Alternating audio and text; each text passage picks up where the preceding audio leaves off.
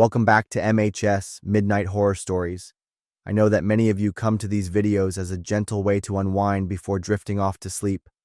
So, before you close your eyes tonight, could I ask you for one small favor? Just leave me a quick interaction, a comment, a like, or maybe share where you're watching from and what time it is for you. Little actions like that help YouTube recognize the content and spread it to more people who might enjoy it. My current goal is to reach around 300 likes within the first 24 hours.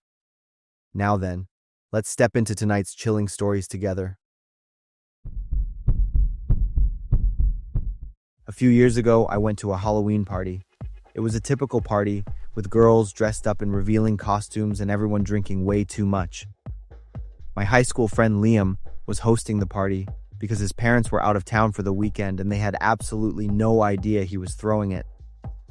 I showed up at the party and tried to flirt with girls from school but wasn't successful, since I wasn't popular at all, and it was hard for me to even get an invite. As it got dark, the group started playing a drinking game called Name That Bone. The rules were pretty simple. Each person would point to a bone on a skeleton model and had to say its correct name. If you answered wrong, you had to take a shot. Needless to say, almost no one knew anything about anatomy, so before long, everyone started to get tipsy. As the night got later, the atmosphere became more chaotic. The girls were dancing non-stop, while the guys were wrestling and rolling around on the floor. Everything got really crazy. In the living room, a kid wearing an alien mask was also lying unconscious on the sofa. What surprised me was how he could sleep in the middle of a crowd that was blasting music, dancing, yelling, and wrestling with each other. Yet, he lay still, as if he didn't know what was going on. After a while, a few people started to notice the boy. They gathered around to take selfies, laughing out loud because they couldn't believe someone could be sleeping that soundly in all that chaos. Fortunately, I was sober enough to call a friend for a ride instead of driving myself home. Before leaving, I took one last look and saw people were still taking pictures with the boy in the alien mask. From here on out, what I'm recounting is not what I directly witnessed at the party, but what I was told by someone who was there. Most people at the party were so drunk they had to sleep over at Liam's house. They were passed out everywhere, on the floor, on chairs, and even in the bathroom. Groups woke up and started to clean the house. They picked up bottles, gathered trash, trying to get everything back to normal before Liam's parents came home. This job took a long time because the house was truly a mess. While cleaning the living room, they noticed the kid in the alien mask was still on the sofa. At first, no one thought much of it, because there were still people sleeping soundly in the house. But when everyone had woken up and started moving around, the boy showed no sign of waking up. Someone called his name. He didn't react. They called louder, but there was still silence. Finally, someone got closer and shook the boy's shoulder. They immediately drew their hand back in shock. His skin was ice cold. There was no warmth of life left. They slowly took off the alien mask. Inside was a terrifying sight. Dried vomit was around the boy's mouth and nose. His face was purple, his lips blue-gray, his eyes half open and dull. That boy's name was Josh. During the party, he must have been so drunk that he threw up. The mask had prevented the vomit from escaping. He had choked and died on his own vomit. Another horrific thing was that dozens of people had stood next to him. They were laughing and taking selfies with his dead body. They had no idea he was dead. Now those photos became evidence of a tragedy that no one had realized. The police were called. Liam got into serious legal trouble. His life and the lives of many others changed completely in just one night. I cannot imagine the pain of Josh's family. A young boy, gone because of a drinking game, dying in the indifference of dozens of people around him. After that incident, I never went to any parties for the rest of my high school years. I saw how quickly everything could get out of control, especially when alcohol was involved. I hope Josh rests in peace. And I hope this story will be a warning to anyone who is thinking about reckless partying. Sometimes the consequences can be fatal. I grew up in a small town in Nebraska. where everyone knows your name and your family's business. Even now, at 28, the memory of what happened when I was 14 still haunts me. Back then, Halloween was the day I looked forward to most all year. It wasn't just about the candy anymore. It was about the fun of coming up with mischievous ways to mess with Mr. Harlan. Mr. Harlan lived in an old brick house right on the edge of the road, just before the street disappeared into the vast cornfields. He was in his late 70s, always wore high-waisted dress pants, and hated kids, especially me and my older brother Kyle. Every Halloween, teasing him became a favorite job for us. I remember most of the things we did. In 5th grade, we toilet papered his whole front porch. In 6th grade, we put a fake snake in his mailbox. By 8th grade, we were putting severed rubber arms in his yard, setting off stink bombs under his window, and Kyle even rigged a speaker to play random screams from the bushes. Every time he was messed with, Mr. Harlan would rush out with his flashlight and scream threats. But nothing ever happened. He never called our parents or the police, just mumbled something about getting us back. We thought he was just talk. That year, Halloween fell on a Saturday and it was warm, which was perfect for staying out late. Kyle and I had been planning our grand finale of pranks for weeks. But as we walked past Mr. Harlan's house at sunset, we noticed something weird. Paper skeletons taped to the windows, an inflatable pumpkin in the yard, twinkling lights on the porch.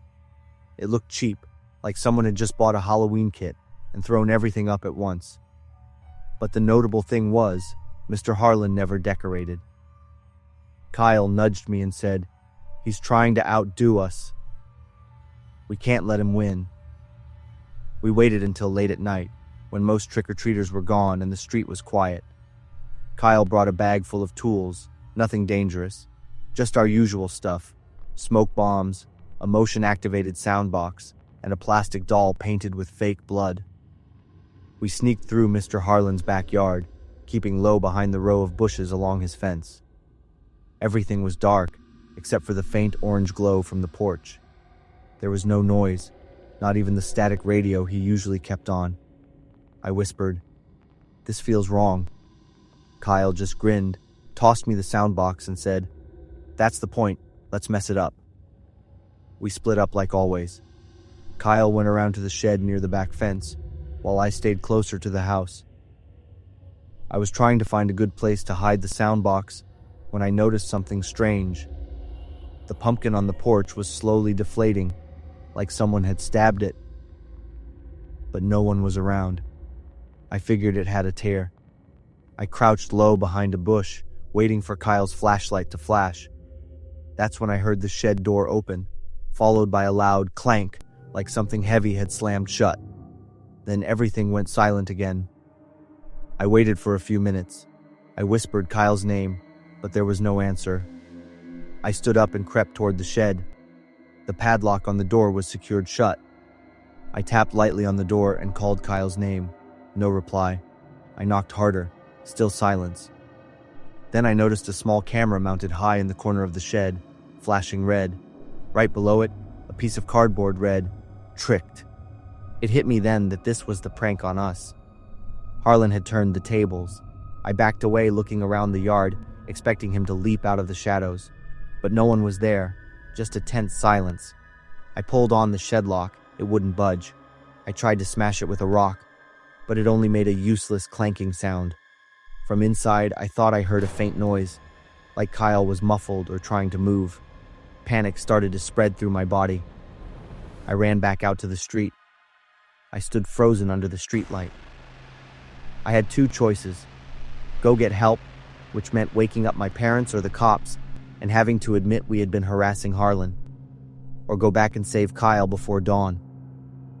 I stood there looking at the dark house, the creepy feeling sinking in as I realized we were in too deep, way past what we had ever imagined. I decided I couldn't leave Kyle. I ran back, heart pounding. I used the screwdriver to pry the hinge bolts from the outside. It took forever, but I finally got it open. Kyle was sitting on the floor, pale, with his knees pulled up to his chest. Inside the shed, dozens of photos were taped all over the walls. Astonishingly, They were all pictures of my brother and me over the years.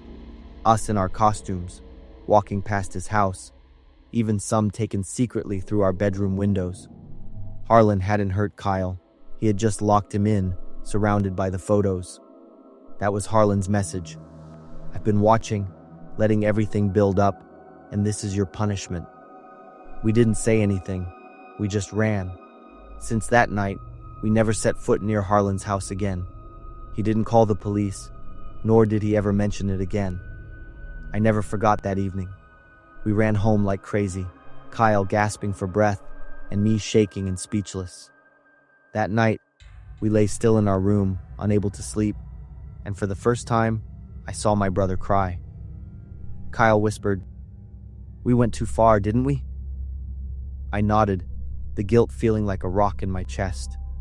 I realized all the mischief we had done wasn't harmless kid stuff anymore. We had been hurting and messing with a lonely old man's life for years, just to satisfy our own thrill. Kyle and I decided to stop and apologize. We wrote a letter, leaving it on Mr. Harlan's doorstep. "We're sorry for everything. We won't do it again."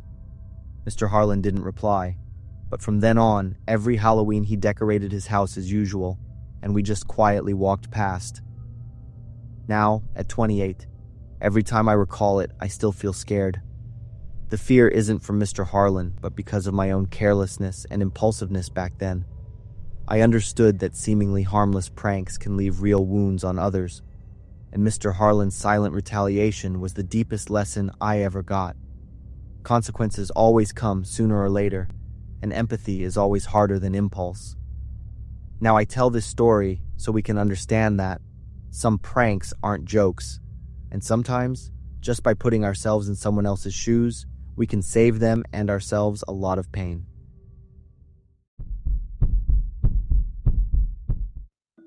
I'm Jonathan, 30 years old. I'm an engineer. My wife is Heather, 1 year my senior. We live in Arkansas and have been married for 6 years. We were planning to have a baby after 2 years of marriage. But after a long time trying, we decided to go to the fertility clinic, and the doctor diagnosed my wife with difficulty getting pregnant. My wife was in a world of hurt after the revelation. Heather always cried a lot and apologized for not being able to give me a baby. I understood her longing in finding for us a little angel. After more than 4 years, I presented to Heather the idea of adopting a kid. She was hesitant at first, but agreed to it anyway. We would be blessing an unfortunate child a chance to have a family, and for the two of us, a miracle. The miracle was a 6-month-old baby we picked up from the orphanage, and we named her Theodora, the gift from our God. Theodora was a very good girl. She had Heather's blue eye and carrying my blonde hair. I could feel Heather brighten up after cradling the child in her arms. The girl's appearance brought a lot of joy into our lives. The more she grew, the more she started resembling us and Heather. Everyone around us, if not knowing our stories, would think Theodora was our biological child. When she was 5 years old, my wife was very surprised discovering a scar resembling a cross behind her back. We had no idea where that scar came from. She got some difficulties in speaking. Even though she was really joyful around us, she never spoke anything to us. When she was 6 years old, due to the difficulties in speaking, we had to postpone her general education plan. Theodora would first need to participate in individual education programs, first to gain a head start in communication, yet she showed her talent in paintings. Our home started to become a mini exhibition for her, where she hung her drawings almost everywhere. I and Heather planned to take Theodora to an arts course. Hopefully she would gain her skills in both the arts and the communication. And again, her progress in only a short time surprised everyone.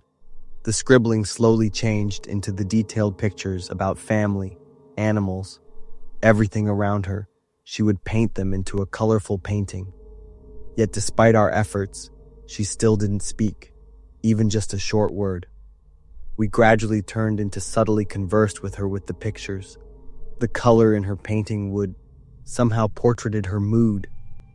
On a special day, Heather announced me that she was pregnant. It was a very big news for all of us. We all shed our tears of happiness. Except for Theodora. She just coldly looked at us in the corner. My wife and I went over to hug her too. For us, Theodora was always a gift from God. But gradually, the girl's behaviors seemed to change after that. She wasn't as joyous as she once was now. It's all grumpy and cranky. Her paintings changed in colors too. They were all predominantly dark in color. Not only that, the topics of her pictures concerned us too. Things about black cats, skulls, horns, bat wings, the ones that often associated with the devils. I found it first, and yet I decided to keep it from my wife. Pregnancy was a tough time on the woman, physically and mentally, and stress was the last thing I wanted to bring to her. I spent more time talking to Theodora, and yet she kept ignoring my effort. One day from work, I saw Heather crying over the dining table. I came over, worriedly asking her what's up. She gave me a picture Theodora had in her school bag. Theodora drew my wife with a floated belly lying on a pool of blood, while she stood by, smiling. That imagination was very disturbing. Yet I could only console my wife and spent more time around Theodora. Every time she saw my wife, she changed her mood from quiet to anger. She didn't allow Heather to touch her and always fashioned a look of disgust to her. One time I went home late from work. I saw Heather sleeping on the couch. I feel more sorry for my wife. She's probably strained her body a lot with the pregnancy. But as I went a few more steps, I was surprised to see Theodora standing by, staring at Heather's belly with a scary gaze. She took her hand to touch Heather's stomach, and before she could do it, I ran in and yelled. Heather was jolted from her sleep, while Theodora shifted that angry gaze into me. I took an excuse to leave my wife alone, dragging Theodora away to talk to her.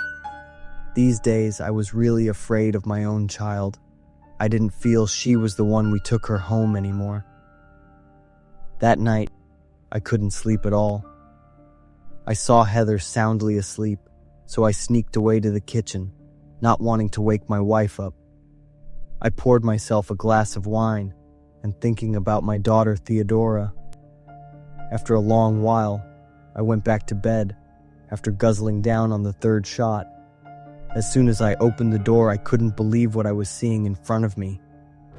Heather was lying on the bed in a crimson-red bedsheet. Her belly was wide open, and she could only throw me a desperate look. Theodora, the gift of God, held in her hand our other gift of God, blessed upon us. She came closer and closer, delivering it to me. I jolted awake, gasping for air. Once again, I checked on Heather to make sure she's all right. After that, I went over my little girl's room, glancing on it to see she's still soundly asleep. When I was still deep in my thought, I heard Heather calling me. Her voice was full of pain. I immediately went back over to my room to see Heather lying on the bed. Her water broke. I frantically called 911 for EMS. I tried my best to console my wife, and yet, Heather was still in a lot of pain, squeezing my hands tight and screaming in agony. Theodora suddenly appeared, and she slowly came over and stared at my wife with angry eyes. Heather cramped up, yelled aloud, and I saw a lot of blood oozing out from her. Then came the child crying. I was relieved and yet creeped out by how quickly Heather gave birth to my child. Holding the little child in my hands, what I saw immediately shattered my short-lived happiness.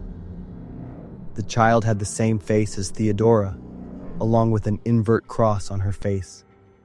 Heather constantly asking me whether the child's fine, while I was shivering at the sight I had seen. Theodora came over, then silently looked at me. In all the sudden, both Theodora and the little child smiled creepily toward me. I jolted from my sleep again. My body was exhausted.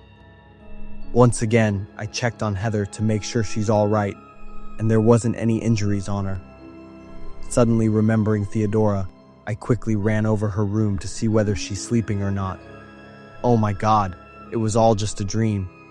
The day my wife gave birth was the happiest day for my family.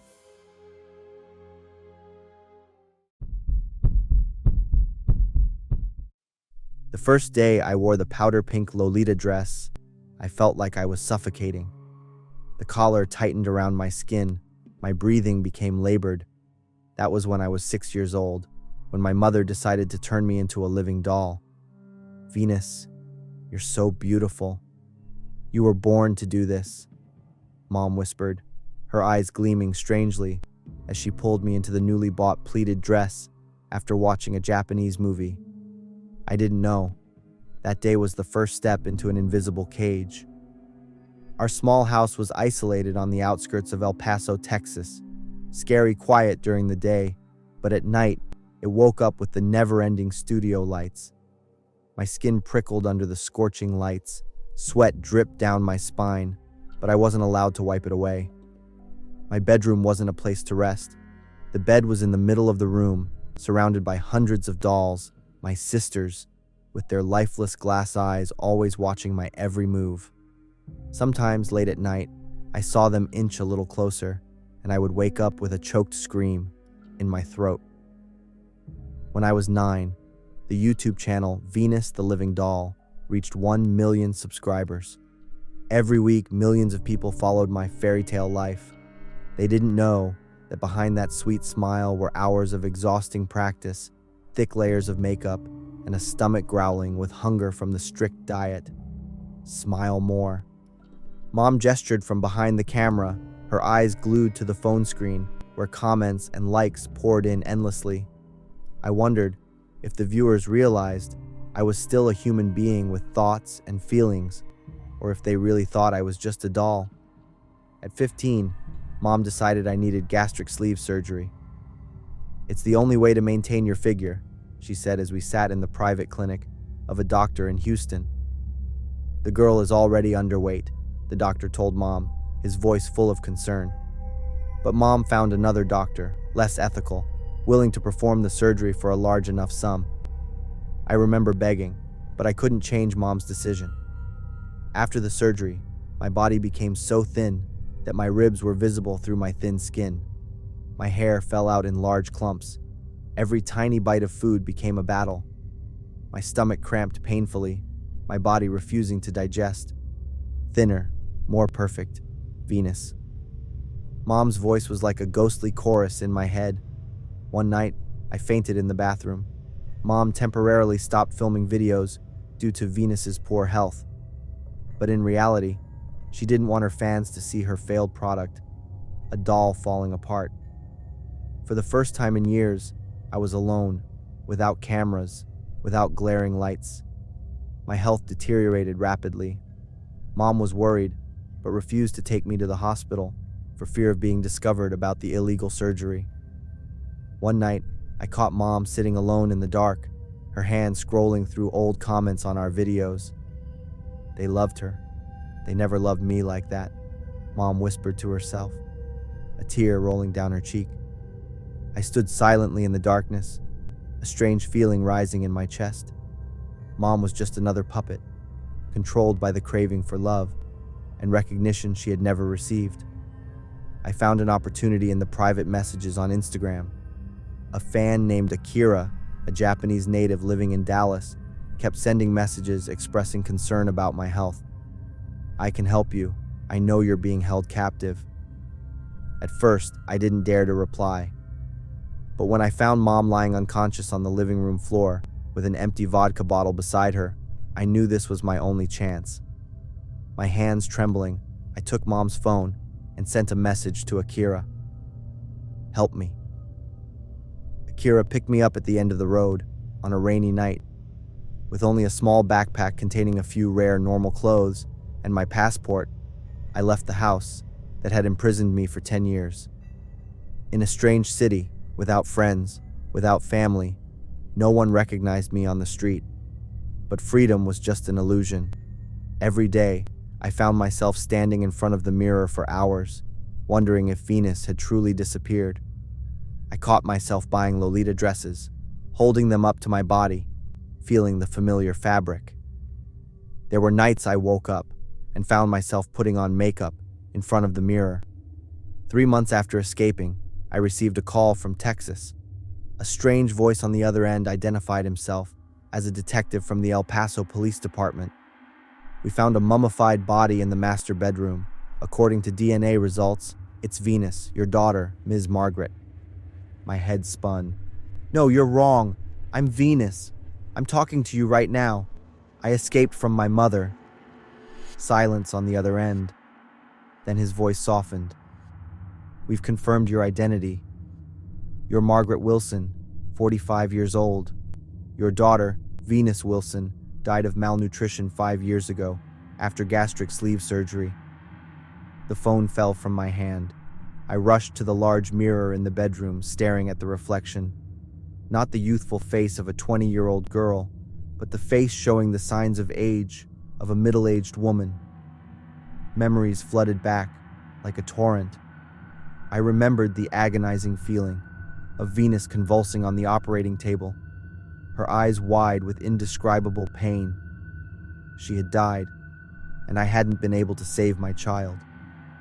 I had done everything I could to keep my daughter from dying. I had mummified her, placed her on the bed next to the dolls, and continued life as if nothing had happened. But the nightmare began. I saw Venus every night, standing beside the bed, whispering, "Mom, you can't escape me. You turned me into a doll, and now you're a doll too. We'll be together forever." When the Japanese police arrived at the apartment after the call from the detective, they found me sitting amidst hundreds of dolls, wearing gaudy makeup, the powder pink Lolita dress, my fake blonde hair perfectly styled. As they led me out of the apartment, I turned back. All the dolls had Venus's face, my face. For a moment, I saw Venus standing among them, smiling.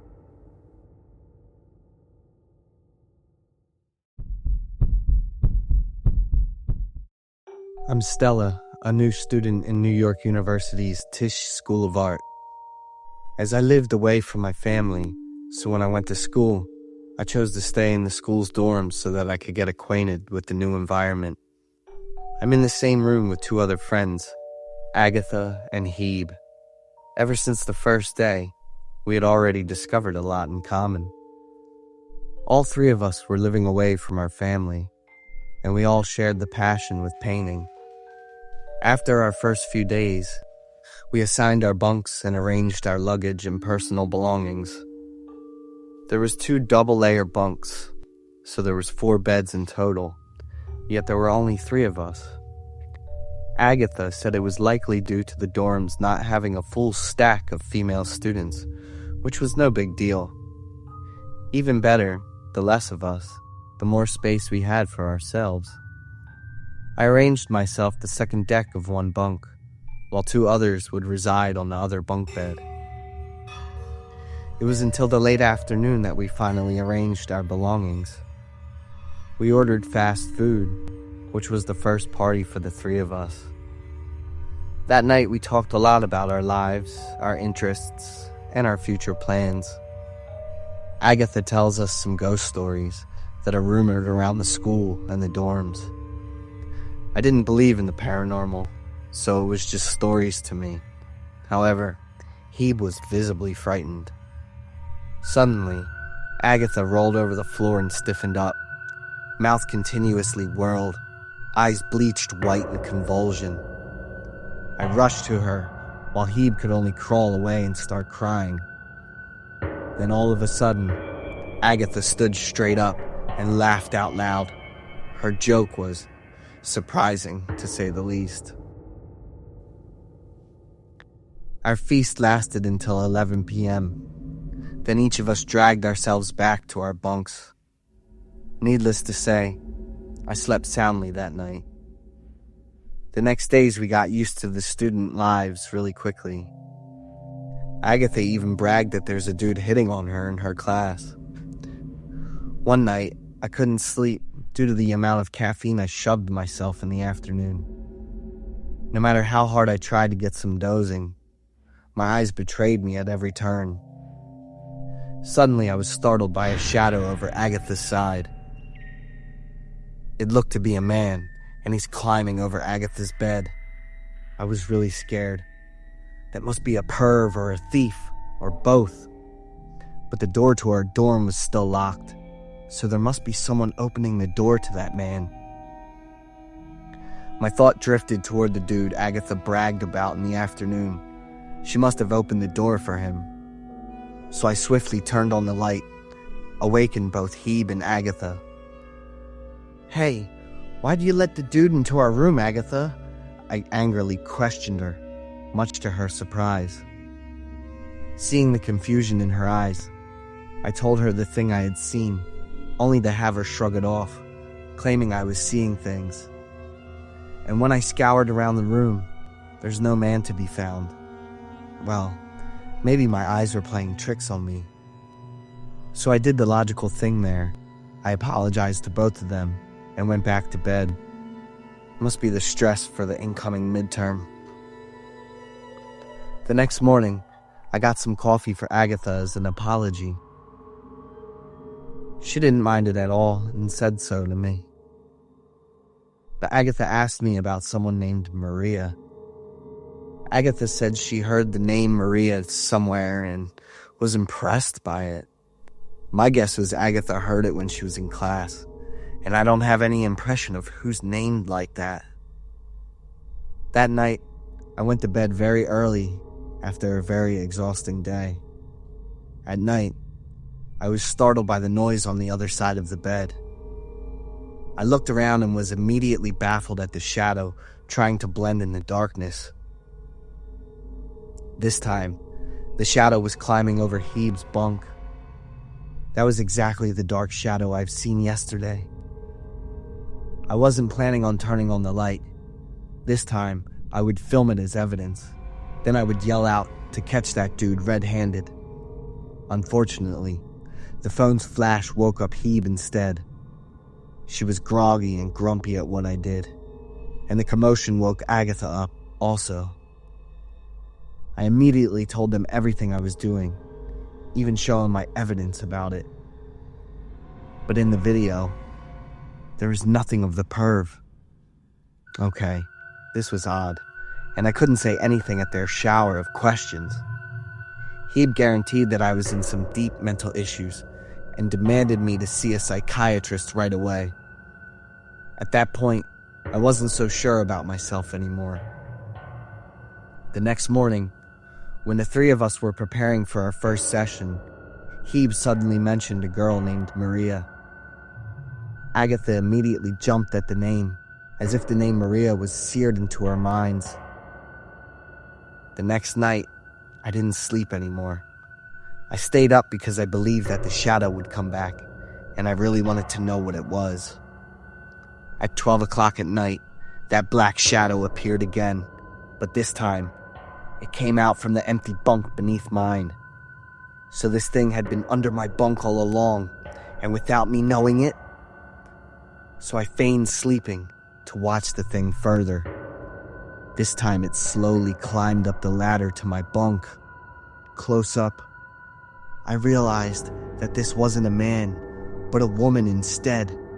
She slowly made her way to me, a creepy smile over her emaciated face, her eyes swollen in such a natural bulb, and her hair short and messy that I didn't see until very close.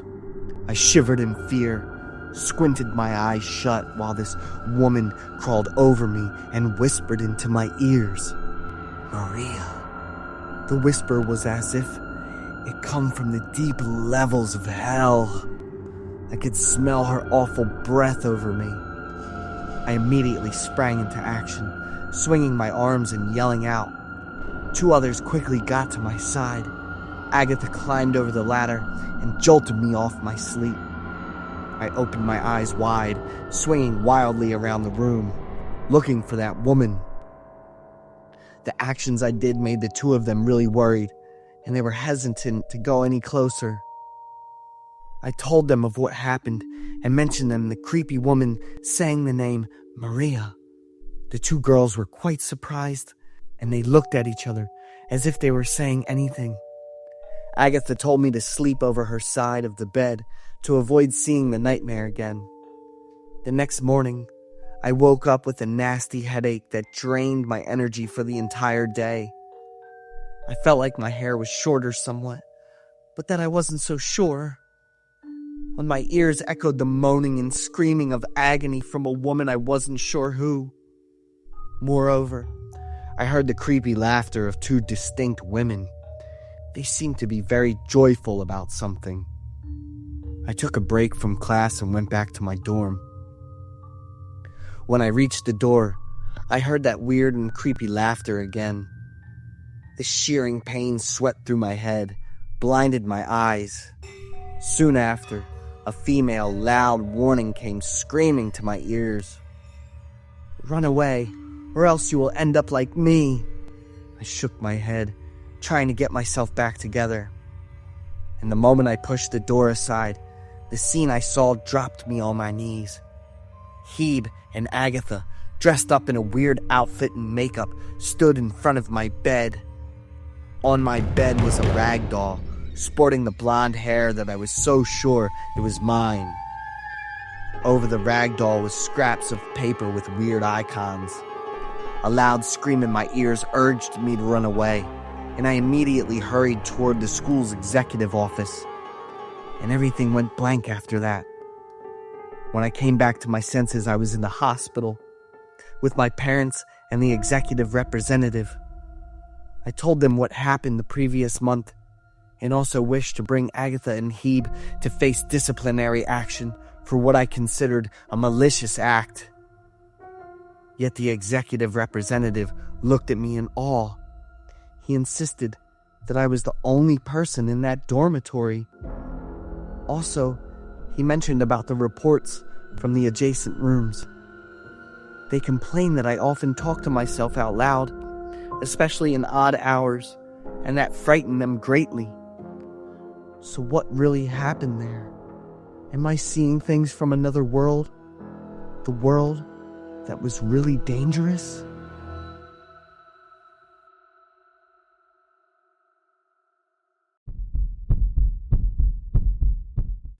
We were sitting around eating, drinking, and chatting happily on a corpse. I'm Bradley, a senior majoring in marketing at Stanford. Our group of 5 has been tight since freshman year. Me, Steve, Joe, Naomi, and Jenny. We were all really proud to be the top students in the class. Especially Jenny. She's the school beauty queen, super pretty and talented. Since it's senior year and studying is pretty tough, we'll just meet once a week. The meeting place will rotate at each person's home or apartment. 6 months ago, on a Sunday evening, that was our group's get-together before we started the stressful exam review period. The meeting was set for 8 p.m. at Steve's place. Steve's family was pretty well off, so he lives in a spacious house that his parents gave him for his 18th birthday. Everyone showed up on time, except Jenny. In the afternoon, he mentioned he'd be picking up some beer and told us not to be late. After 20 minutes of waiting, Jenny still hadn't shown up. We set the food on the table in Steve's bedroom and started chatting. We'd collect stories about studying, love, family, and more over the week and share them. More than 40 minutes after the meeting, Steve, Joe, and I swapped guys' stories. Naomi kept calling Jenny, but she still didn't answer. This girl is really like that, showing up and disappearing, coming and going all over the place. An hour had passed. The food on the table was a mess, and the stories were starting to dwindle. We had a few minutes of silence, each of us holding our phones. The power went out suddenly, so we grabbed our phones and turned on the flashlights. The room felt a bit eerie with the dim light. Everyone's faces looked half in shadow and half lit, and their expressions were pretty tense. Joe suddenly burst out laughing. Are you scared? There are 4 of us here. 5 people, Steve muttered, but it was loud enough for all of us to hear. I mean, Jenny hasn't come. Steve looked a bit embarrassed, and we all exchanged smiles. We all knew Steve had a crush on Jenny for ages, but he never had the guts to say anything. Joe came up with a new idea. Each person would share a ghost story. I agreed. The spooky atmosphere made the ghost stories way more interesting. First up was Naomi. She told a story about a young guy who delivered pizza. When he got to the address, his friends jumped out and scared him. He was so scared that he had a heart attack and almost died.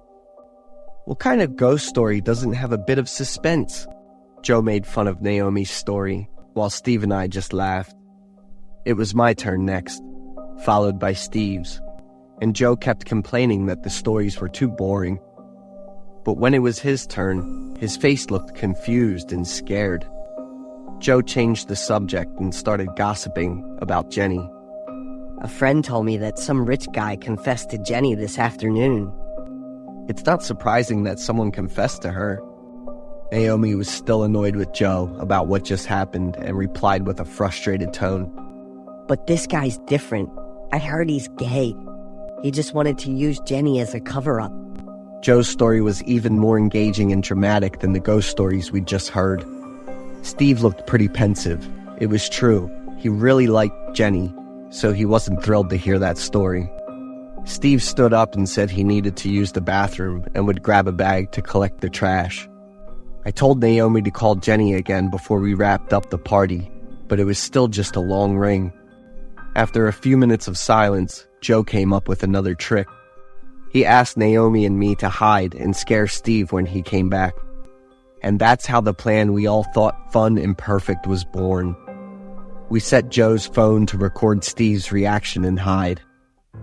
Steve's footsteps got louder and louder as he entered the room, and he looked around with a pretty panicked expression. Steve quickly ran over to clear all the leftover food and trash from the table and opened it up. The 3 of us stood silently watching Steve without saying anything. It turned out the table was actually a box the whole time, and we had no idea.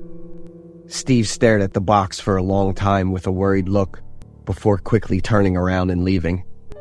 As soon as he left, we showed ourselves. The 3 of us didn't say a word, just looked at each other with confused expressions before walking over to the still open box. Naomi screamed right away, her voice sounding like it was about to snap. Joe and I clung to each other tightly, like we were trying to hold on for dear life. Inside the box was Jenny, her body twisted and her blue dress almost completely red. Steve came back with a sack in one hand and a sharp knife in the other. We looked at Steve, and he looked back at us with a stiff, unblinking gaze. I probably need to grab 3 more sacks. Steve growled and tightened his grip on the knife. I grabbed Naomi and pushed her to run quickly, shouting at Joe to get out of the way. After a while, Joe and I managed to subdue Steve, but we both ended up with some serious cuts on our hands. Naomi cried and called the police, and they arrived just in time. Naomi, Joe, and I were stunned to find out that Steve had murdered Jenny. He was the rich guy from Joe's story. Steve had multiple personalities, one of which liked Jenny, and another that was interested in a different guy at the same time. The trauma of having his sexuality exposed and being rejected by Jenny drove him to madness. So which personality did Steve use when he was with us over the past 5 years? We had so many great memories together, and the image of a kind, warm friend was completely shattered. Our close-knit group of 5 friends had to go through such a horrific and terrible experience. Naomi was deeply affected psychologically after seeing Jenny's body. Joe also became much quieter and more cautious. But in the end, we always supported each other, prayed for Jenny, and remembered Steve. I'm Anna, and my small family just moved to Columbus, Ohio, about 6 months ago. The two-story house we bought is in a quiet suburban neighborhood. Everything was perfect for the first 3 months. I set up a cozy workspace in the downstairs den. Mike was settling in well at his new job, and Emma quickly made friends at school. We even got to know most of our neighbors, except for the man living in the house next door. Mike said he'd met him once, a retired chemistry professor named Daniel Lee.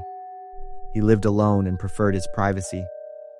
Then winter came, and with it, a strange feeling. In the afternoons, I started to feel tired. My mind was foggy, and I couldn't focus. Headaches appeared often, starting at my temples and spreading to the back of my head.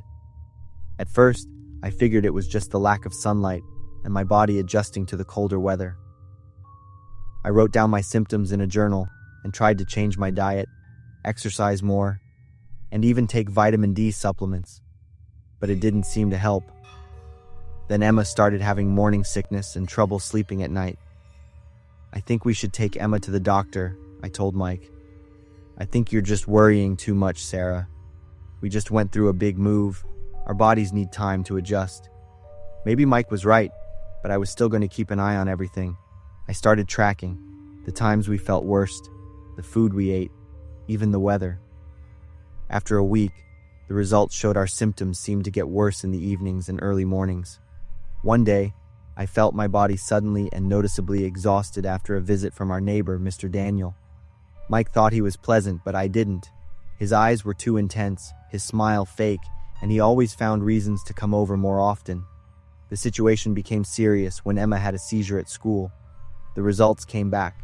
Emma didn't have a fever, and all tests showed nothing unusual. We were sent home with advice to monitor her and come back if she had more seizures.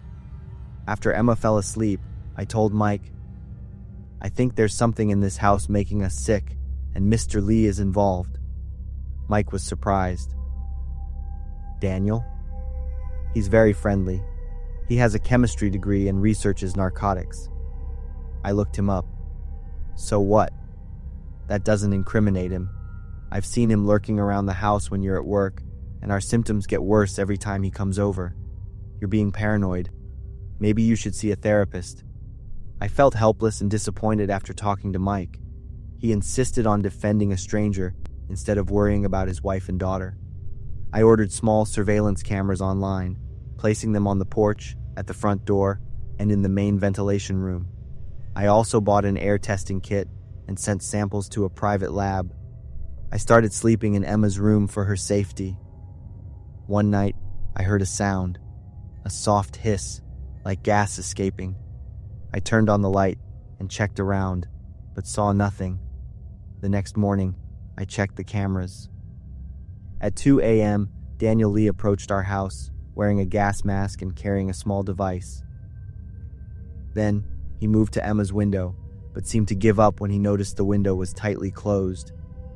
I felt nauseous and terrified. I was right. He was poisoning us, but why? I needed more concrete evidence before going to the police. I didn't tell Mike about the video or the samples until I had enough proof. The lab results came back a day later. According to the report, they found traces of methadone and hydrocodone in the air and drinking water samples. Small amounts, but enough to cause the symptoms we were experiencing with prolonged exposure. What should I do now? I couldn't confront Lee alone. I needed Mike to trust me. I waited until Emma was asleep, then sat down with Mike and showed him the video and the lab report. Mike stared at the screen, then at me. There was something in his eyes. Fear? Guilt? "We need to call the police." Number not yet. "We need more evidence." "Mike, he's slowly killing us. I'll talk to Daniel tomorrow. There might be an explanation." Mike's answer confused me even more. Why would he want to talk to the person harming his family? Why not call the police immediately? A horrifying thought suddenly struck me, but I immediately dismissed it. No, Mike couldn't know about this. He couldn't be involved. That night, I couldn't sleep. I rewatched the camera footage again and again, and then I noticed what I had missed. On one of the old videos, there was a figure at the front door at midnight, not Daniel Lee, but Mike. He was opening the door as if waiting for someone. I rummaged through Mike's phone when he went to the bathroom the next morning. I found messages between him and Daniel, messages talking about dosage, effects, and leaving no trace. And then I found the reason. When she's gone, I'll have everything, the insurance and freedom.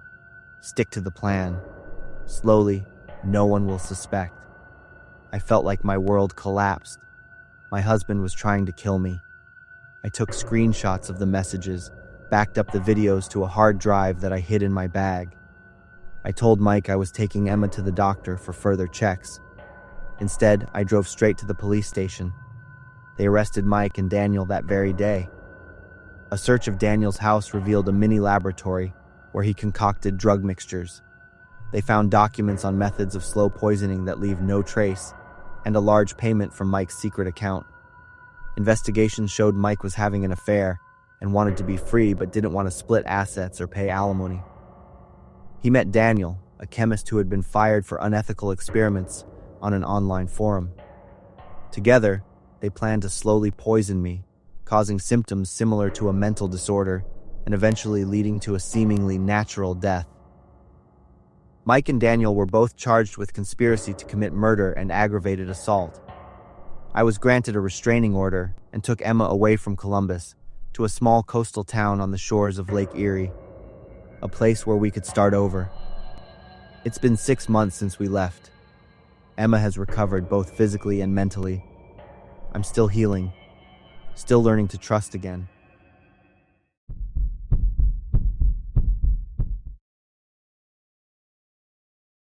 Hello, how may I help you? Please help me. I just shot a man. Could you please explain the situation further? My wife was just attacked by him. Please come here and help me. Do you need ambulance, fire truck, or police car? Yes, I need everything. That was the phone call received at 10 p.m. at our police station. I'm William, 47 years old, working as a police officer in Ohio.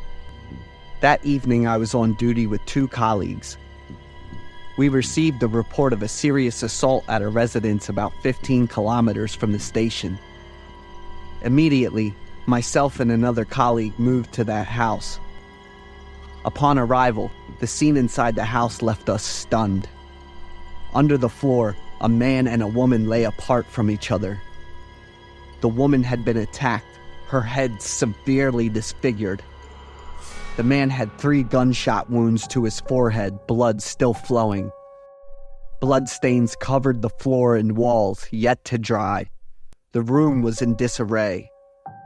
A man around 40 years old sat on the sofa, holding a trembling and crying little girl about 6 years old. He wore a blood-stained sweatshirt, and his right arm was deeply torn. That was Henry, the husband of the attacked woman, and the one who had called the police. The medical staff began assessing the condition of Henry's wife and the other man. I asked Henry questions to gather information while my colleague observed the scene. Henry was visibly panicked when he saw us arrive. He kept asking if his wife was okay and begged the medical staff to save her. We tried to reassure Henry, promising to do our best, but looking at the grim reality, we knew both his wife and the other man were already dead. After Henry calmed down, he painfully recounted the whole story. Henry's family had a small gym in the basement. That Sunday afternoon, Henry was working out on the treadmill down in the basement. Suddenly, there was a loud noise on the roof. Henry rushed upstairs and called out his wife Martha's name, but she didn't respond. Entering the bedroom, Henry didn't find his wife anywhere, only his 6-year-old daughter lying on the bed. As Henry stepped into the living room, he was suddenly attacked by a man wielding a dirty axe. Reacting quickly, Henry managed to dodge and the axe swung down hard onto his right arm. After assessing the situation, Henry hastily retrieved the gun hidden in the drawer and fired 3 shots into the man's forehead in self-defense. Then he saw his wife lying on the floor with a horrified expression. Henry immediately called the police. Henry told us that the man who attacked his wife was named Isaac. I was surprised and asked how he knew the name of the man. Henry said that Isaac had harassed Martha several times before. The man named Isaac, 35 years old, lived in a mobile home and had no relatives other than his girlfriend who lived with him. As Martha's body was being taken away, I noticed that the couple's daughter kept screaming and looking at Henry with hatred in her eyes. The girl seemed like she wanted to run towards us and say something, but was restrained by Henry. He tightly held onto her arm, glaring at her fiercely. But I soon forgot about this detail as I focused on the case. The investigation into Isaac's background revealed prior allegations of domestic violence against women. Everything seemed clear-cut, yet the perpetrator was already deceased and the case was swiftly resolved. Henry was also acquitted of the murder charge on grounds of self-defense. However, Henry didn't stop there. He kept demanding justice, insisting that Isaac pay for taking Martha's life. Henry was seemingly deeply distraught over his wife's death, leading to some unusual actions. It was a swift but haunting case for me. Until 6 months after the case was closed, the police department received a phone call from a mysterious woman claiming to be a friend of Martha. She said she wanted to report the real murderer in Martha's case from 6 months prior. Immediately, arrangements were made for her to come to the police station and provide her statement. The girl was Keva. Keva asserted that the person who killed Martha was Henry, Martha's husband. Keva confessed that she and Henry had an affair while Martha was still alive. Henry planned to kill his wife and take possession of Martha's considerable wealth. He secretly investigated and discovered that Martha was having an affair.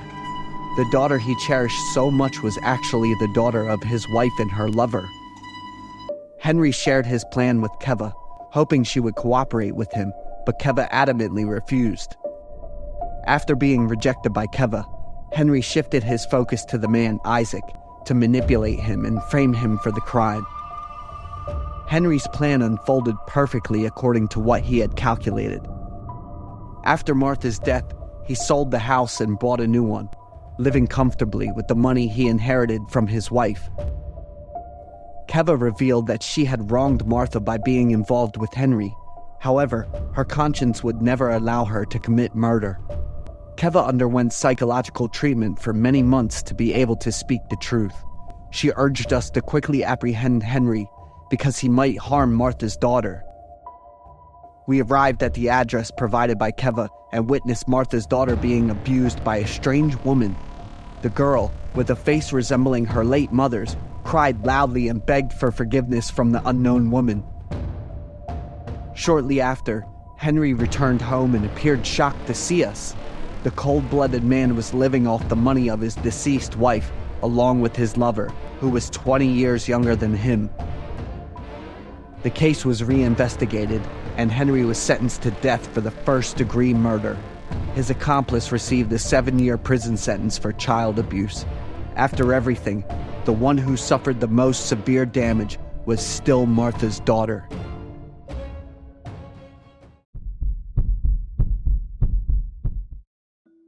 I am Stephen, and the terrifying story I am about to tell took place during the recent New Year, so I remember every detail clearly.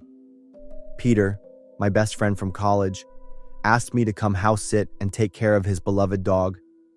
Peter was someone with a higher income than me, and his house was spacious and well-equipped.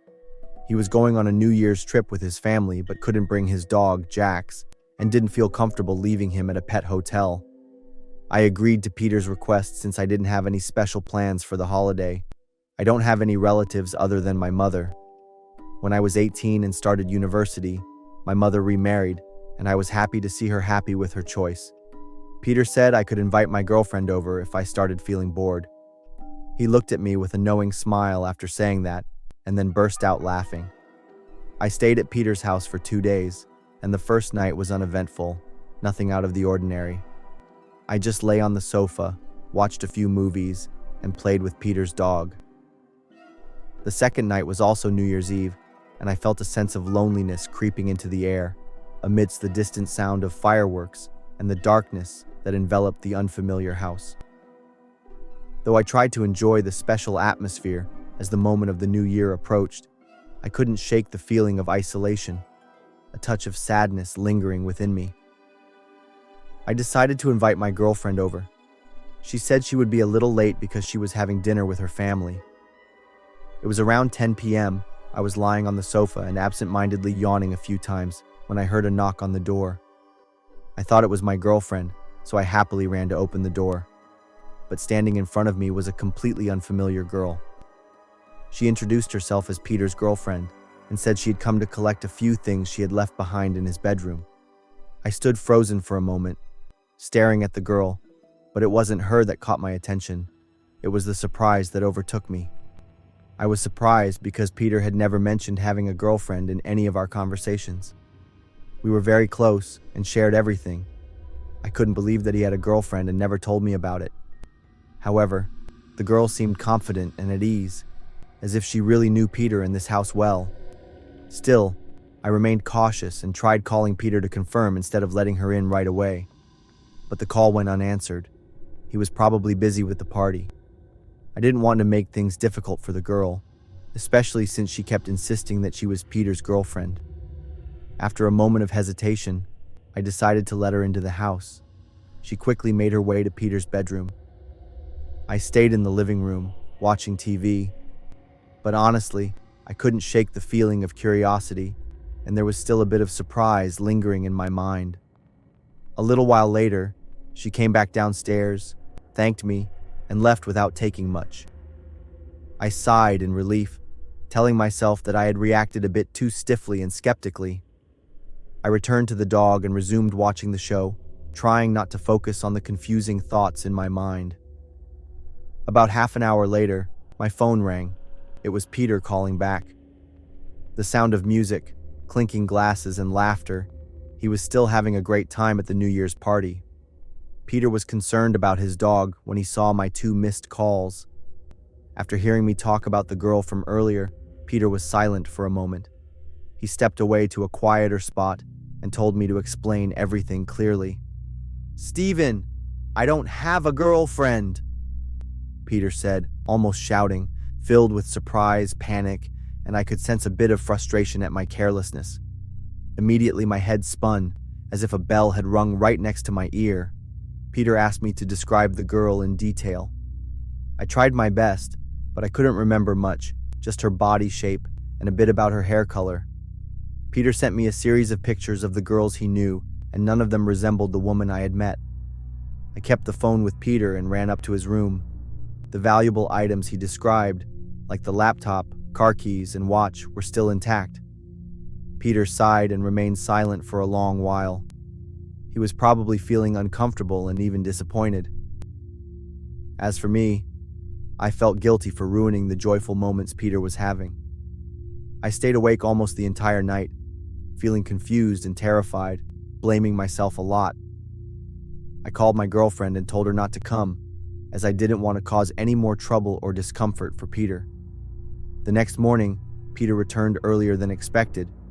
Even though he didn't say a word of blame or show any signs of frustration, he actually thanked me a lot. But I still couldn't shake off the heavy feeling inside me. In the days that followed, things didn't get any better. One morning, Peter woke up and noticed signs of someone else being in the house. The front door was open, even though Peter was sure he had locked it before going to bed. Some small items had been moved, as if someone had been rummaging through them.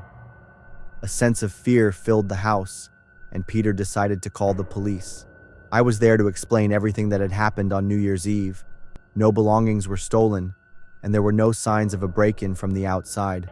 But the scariest and most haunting feeling is knowing you are being followed, but not being able to figure out who it is. I had no idea what her intentions were, or what terrible things might happen next.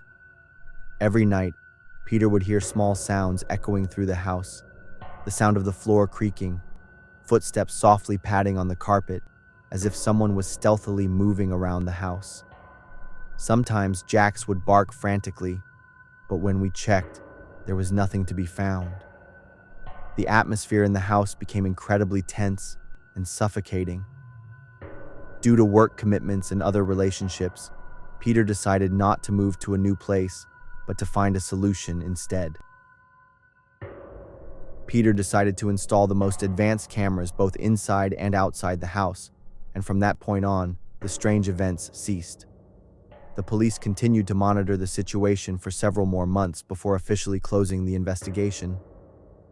However, both Peter and I were still very confused, not knowing who that girl was, and whether she was the intruder or if there was another mysterious figure involved.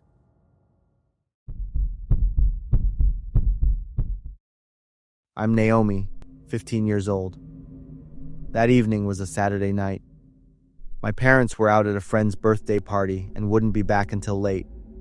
I was sitting on the sofa in the living room, watching a comedy. Abby, our 7-year-old dog, was curled up beside my feet. Everything was peaceful until 9 o'clock. I heard a noise from outside. Abby heard it too and lifted her head. I muted the TV and listened.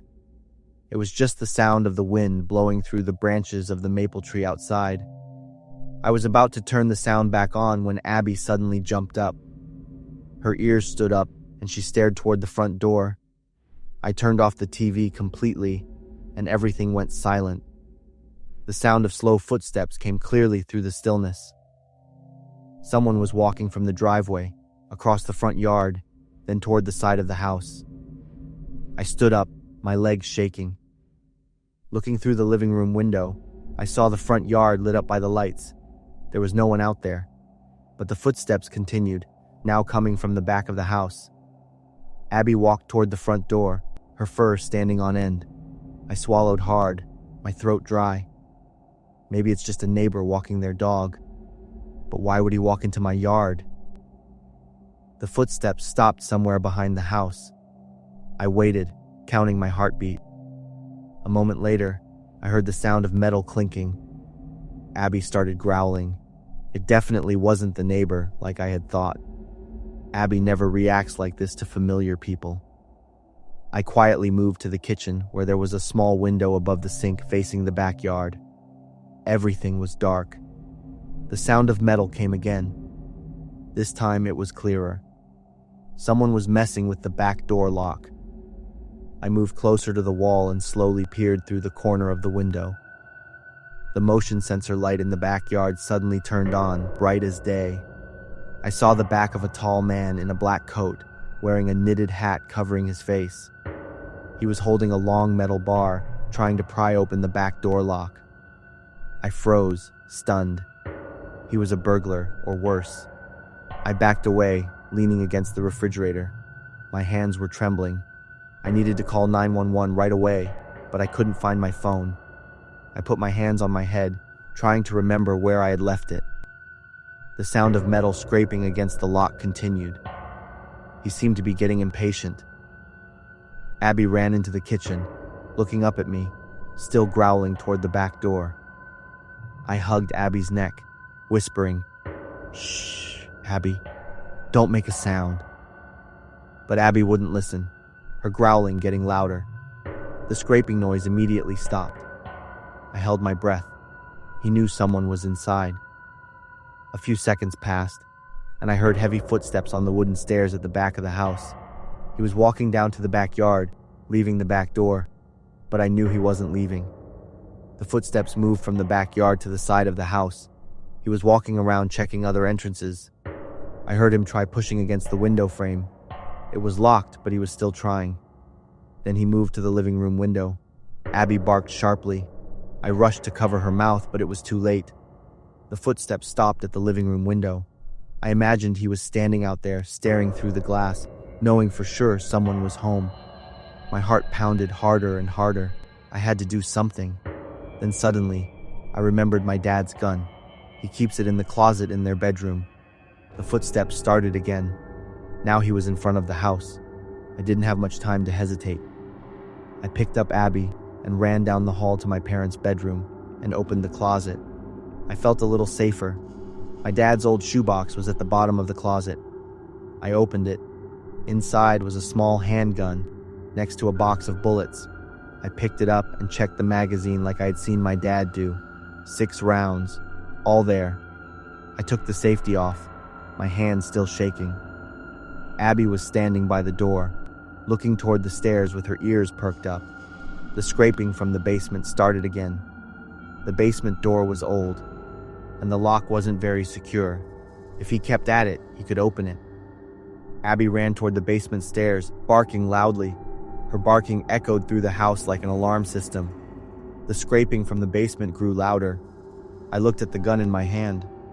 If he came in, if he meant to hurt me, would I be able to pull the trigger? The scraping stopped. Abby stopped barking but was still growling. I listened. There were no footsteps from the basement. He hadn't entered the house. Instead, I heard heavy footsteps moving outside, climbing the concrete steps leading from the basement door to the yard. He had given up. I collapsed onto the bedroom floor, leaning against the bed. Abby ran up to me, licking my face. I held her tightly, feeling her warmth. Now, I needed to call the police. The phone had to be somewhere under the living room couch. I ran downstairs and found it in the corner of the sofa. But before I pressed the call button, I heard a car engine from far away. The headlights shone through the living room window. The car was turning into our driveway. My parents were home. I still didn't dare open the door to run outside.